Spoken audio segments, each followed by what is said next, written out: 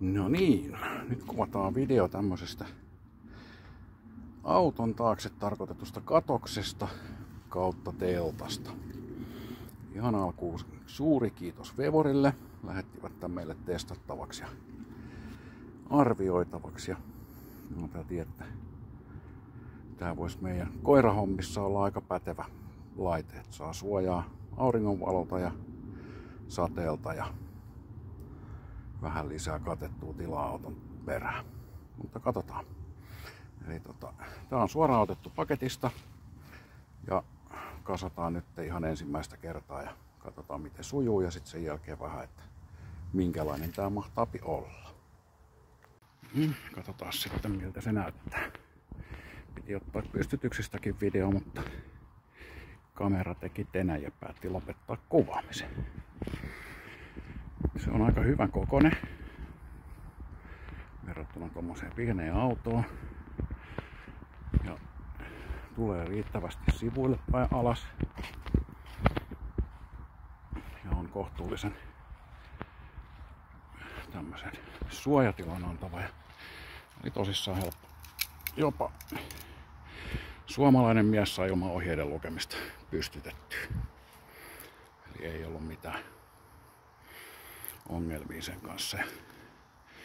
Tämä tosissaan tarkoitus on se, että saadaan vähän katettua tilaa. Kun koirien kanssa puljataan, niin on sateen suojaa ja auringonvalolta vähän suojaa. Ja tämähän on ihan täydellinen siihen. Nyt leiriytymiseen on teltta ehkä parempi, mutta tämä toimii tämmöisen katoksena vallan mainiosti. Ja on hyvin tehty. On aika vahvan olosta kangasta. Ei kauhean paksua, mutta vahvaa. Kaikki reunat on tikattu hyvin. Kiinnikkeen paikat on tikattu hyvin.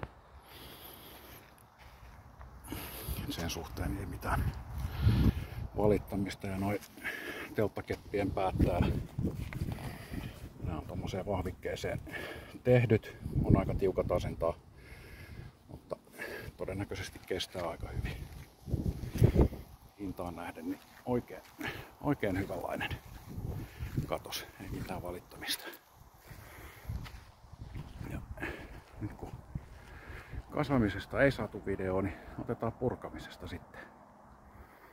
Eli laitetaan kamera rullaamaan ja puretaan toi ja katsotaan, kun se on maassa, että mikä siellä mihinkäkin kuuluu. Ja siellä on kahta erilaista telttakeppiä on tuolla katossa.